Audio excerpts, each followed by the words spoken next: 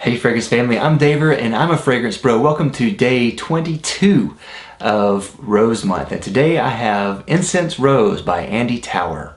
Now, Andy Tower perfumes are always perfumes that I really want to like because I like Andy Tower's point of view, and I think he's a really cool person just from seeing interviews by him and things.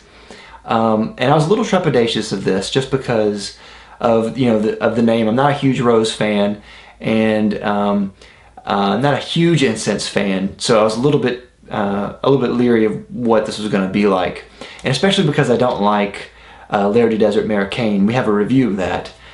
Maybe I'll post it down in the comment box below.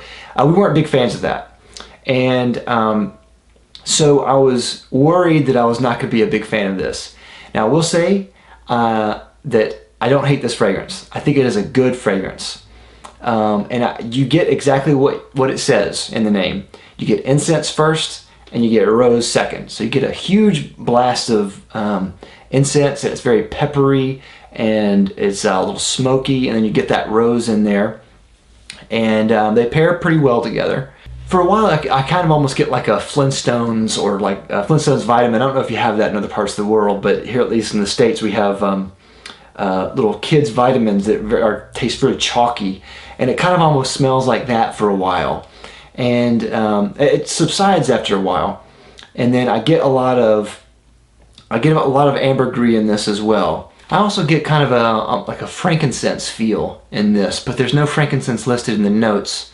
And then once it dries, it kind of turns into a rose patchouli combo. Now, performance on this is fantastic, and that's one thing that I really like and appreciate from his fragrances, is that they're all really potent and they're really strong. So you can go light in the trigger and it'll last you for a long time.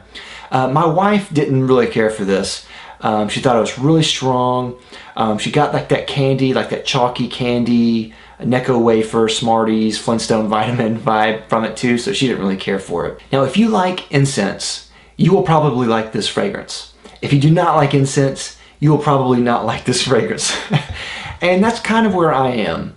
I'm not a huge incense fan. I don't hate incense, but I don't love it either. So this fragrance is kind of one of those that I'm just kind of blah about. I don't really love, just because I don't really like a lot of incense fragrances. And despite there being a lot of rose in there, I do think this is pretty masculine. So I think if you're a man and you like incense fragrances, give this a shot. I think you'll really like this, especially if you like rose fragrances. I think you'll really like this. But I want to hear what women say. If you're a woman out there and then you've tried this, I'd love to hear what you say about this, because I believe this is marketed as a unisex fragrance. So I'd love to hear what women think and see if they've worn it and see if they think it's kind of feminine on them. So that's all I have. I'll see you tomorrow.